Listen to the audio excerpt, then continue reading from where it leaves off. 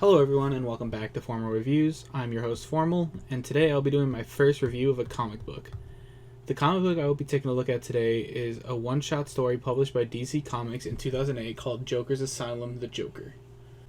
Let's start by going over the people that worked on this particular comic. Before we get into the names, let me say I'm sorry for any mispronunciations of any of the individuals that worked on this book. The cover art is made by Andy Kubert, lettering done by Rob Lay, scripts written by Arvid Nelson, pencils and inks done by Alex Sanchez, and colors done by Jose Villarubio. I do not know how to say that, so I'm sorry. Also worked on by editor Michael Martz and assistant editor Janine Schaefer. There will be a few things that I will go over from this comic. Those are the cover art, how much I enjoyed the overall story of the issue, my favorite panel, and my thoughts on the artwork throughout the book. I'm going to do my best to avoid any spoilers from the issue. When I saw this cover, I instantly felt drawn into the DC universe. I feel like this is a really well-made image, especially for the Joker. He has the crazy-looking eyes, the giant smile, and the shadow glooming below. It really gives off the I'm looking at someone who is truly out of their mind, and to me, that is how the Joker should always be portrayed.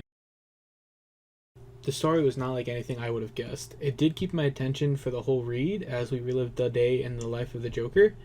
I would say from the few comic books I can remember reading, this did hold up and keep the story moving very smoothly, and was an enjoyable read for most of the issue. For me, my favorite panel is on page 18. The panel where the monitors are showing various angles of the Joker's face was really done well. Personally, for me, I think it did a good job of giving a perspective of the Joker in that moment without drawing the scene from different angles. For me, I really didn't care for the way the characters looked. While there was a few panels that I thought were really well done, I just don't think this art style is for me. With this being said, this is one of the first Joker comics that I have read, but not my first time seeing the Joker. Whether it be from Batman Arkham games, which is my favorite rendition of the Joker in an animated capacity, or the various Jokers portrayed in live-action renditions. With that said, I'm not sure if this is how the majority of the Joker books look, or if this series has a unique look. By no means am I saying this artwork is bad, it's just not a style of art that I particularly enjoy. Overall, I think this was a pretty solid issue. I'm not sure how most of the Joker comics go, but to me, this was an interesting story, as it is different from a lot of other stuff I've seen the Joker in. Would I recommend this book? Yeah, I think it's definitely worth a read. Here are my overall ratings. For cover art, I'll give it a 7.5 out of 10. Story, a 6.5 out of 10. And artwork, a 4 out of 10.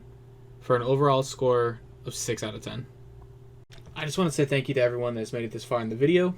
Let me know in the comments what you think of this issue if you've read it, or if after watching this video you plan on reading it.